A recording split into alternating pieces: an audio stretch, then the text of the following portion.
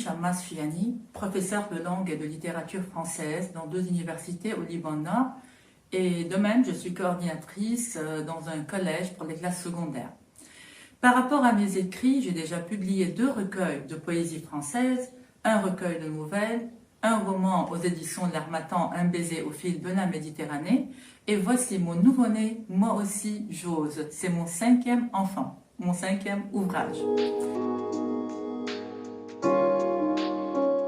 Par rapport au titre « Moi aussi j'ose », j'ai voulu choisir le verbe « oser » qui va traduire l'action et l'interaction de mon héroïne qui s'appelle Marlène, une petite fille atteinte de trisomie 21 qui a osé. Et en fait, elle a parcouru un long chemin très dur, très difficile pour arriver à devenir une actrice. Finalement, c'est elle-même qui a osé, mais bien sûr avec l'aide de sa maman Nadia. Oui, le thème de la femme est bien sûr dominant chez moi.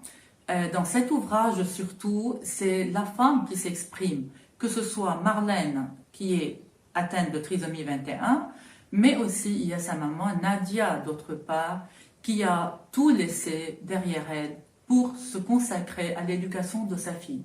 Parce que son mari l'abandonne, alors que Marlène a juste 2 ans. C'est Nadia qui va poursuivre le chemin, c'est Nadia qui va oublier sa vie personnelle, sa vie amoureuse, elle va mettre de côté tous ses sentiments pour se consacrer uniquement à l'éducation de sa fille Marlène. Le narrateur est un doudou. Alors j'ai voulu choisir ce narrateur-là pour montrer qu'un doudou peut être savant. Un doudou qui accompagne Marlène matin et soir, qui s'endort auprès d'elle, qui va avec elle à l'école, c'est lui-même qui va s'exprimer, parfois d'une façon drôle, parfois d'une façon savante. Il est un peu subjectif, mais je dirais il est tendrement subjectif, parce qu'il voit Marlène comme une reine, il voit Marlène comme une personne exceptionnelle. Et c'est ce que j'ai voulu montrer. Là, on le voit sur la première de couverture, le doudou de lapin. C'est le lapinou, comme Marlène l'appelle, Yapinou. Alors, c'est ce lapinou-là qui va nous raconter toute l'histoire de Marlène et de sa maman.